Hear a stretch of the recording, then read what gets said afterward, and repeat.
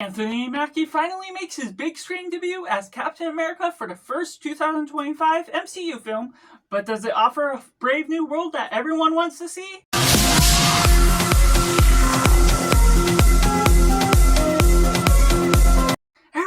Welcome Cinema, where we focus on the film. I'm Josh, this is Simply Cinema. Let me know down in the comments below. Have you seen Captain America Brave New World?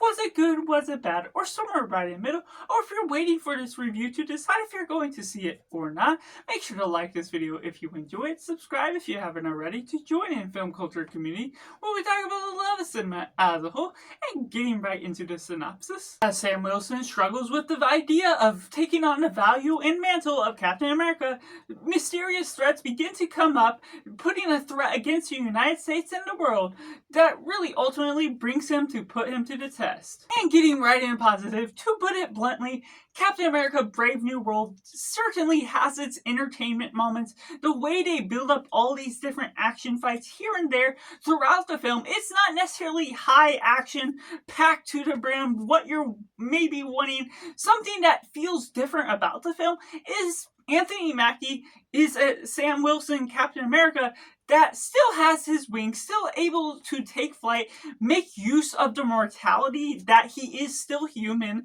and struggling with the idea of not taking the serum in order to make him superhuman.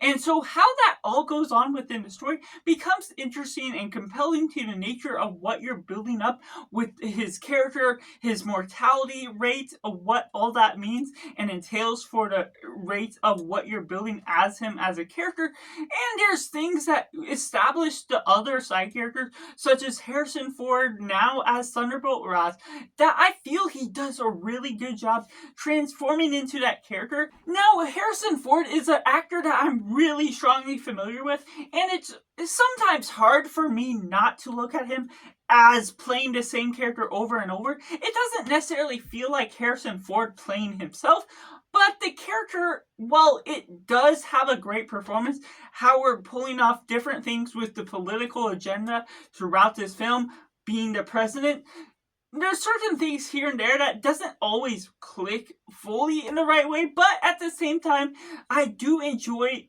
him as the casting for what we could have gotten otherwise. So that really pulls off something different. And we also get a new Falcon sidekick to what we get with Captain America that really delivers on some good fun.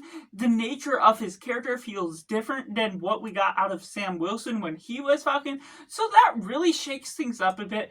And what we get out of a few different cameos here and there that I won't spoil for the purpose of this review is just energetic, has the little nods here and there, something that provides the energy to this film, not necessarily being hyper-paced, but also having the political agenda to this film that feels somewhat like Winter Soldier, not to the pacing of what that film had to offer, but still struggling with the different ideas, how he's going to handle his new mantle, how things are going on with the president, and how they're tackling all these different characters, and the secret villain that is aided onto it. There is something that has to do with the film as a whole that feels more like an Incredible Hulk sequel of the 2008 film compared to more of a Captain America sequel that really builds upon me liking the Incredible Hulk as his full-fledged thing. Unfortunately, Universal owns the rights to Hulk and the licensing, so we can't fully get anything that's going to be a solo Hulk film or being able to have full rights to doing whatever they want with the Hulk, being able to adapt those sort of comics. So this as a Hulk sequel, it's pretty good for the nature of what I like out of that character and how they battle up with the Red Hulk and Falcon, how that all manages to come about, just really builds up some good tension, some good war threats that shows it has some good use of what it's doing with its budget throughout. And another positive I'd like to add is this film made me feel like it was one of the original MCU films, one of the better ones, and to a particular sense where it begins to matter with some of the details that come out throughout the story that show connection to the future of the MCU, connection to the past, that shows it's all part of a bigger world, that gets me more immersed, more excited for what could be coming, or how it just utilizes Easter eggs of the past, particularly with its Incredible Hulk film connection, that ultimately is something that's a real treat to be had. And going into the mix elements, there's some parts here and there, certain actors that don't really feel always as fit for the role that they're in. And like I mentioned, even Harrison Ford, if you're too familiar with his face or how he plays his characters, while he plays his performance differently, it still feels like a Harrison Ford. They make a little nod that suggests the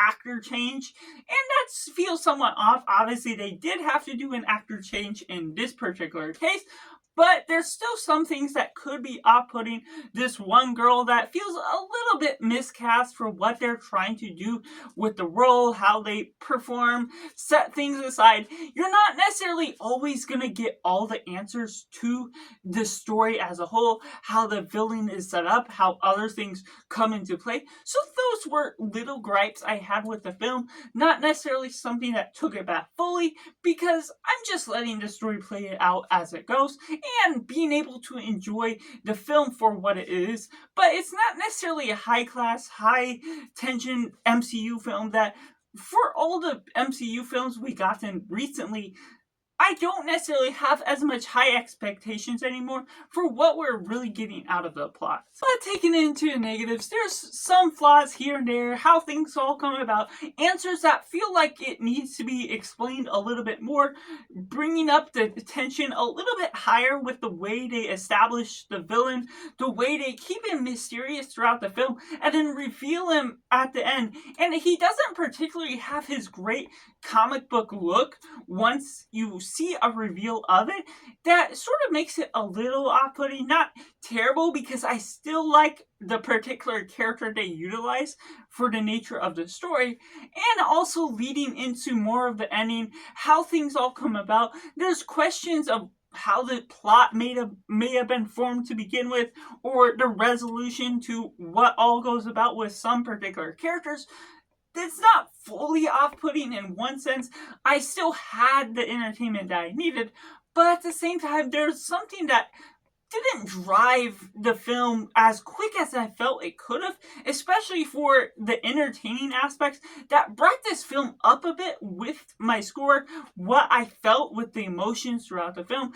There wasn't a driving force that was high tension, highly emotional with how it engaged with the audience, how it brought things into play and just kept moving things along. So while there are so many good parts with what you're doing with the driving characters of the film and the background, how they settle things along, there's something where if you're expecting a lot from a Hair to Hulk, this trailer was very misleading in the way they were trying to advertise, hide what the main villain was sort of doing as a whole.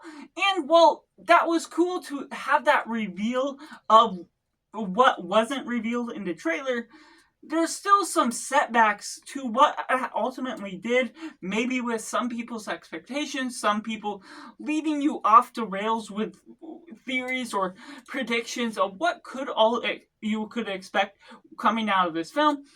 So there's just some mixed things that I have to be had as a whole. So that's just my personal thoughts on Captain America Brave New World, which I have to rate as simply 7 out of 10. Let me know down in the comments below what you thought of Captain America Brave New World. Was it good? Was it bad? Or somewhere right in the middle? Let me know all your thoughts, and make sure to like this video if you enjoy it. Subscribe if you haven't already to join in the film culture community where we talk about the love of cinema as a whole. So that's just on. Make sure to do yourself a favor and go watch a movie.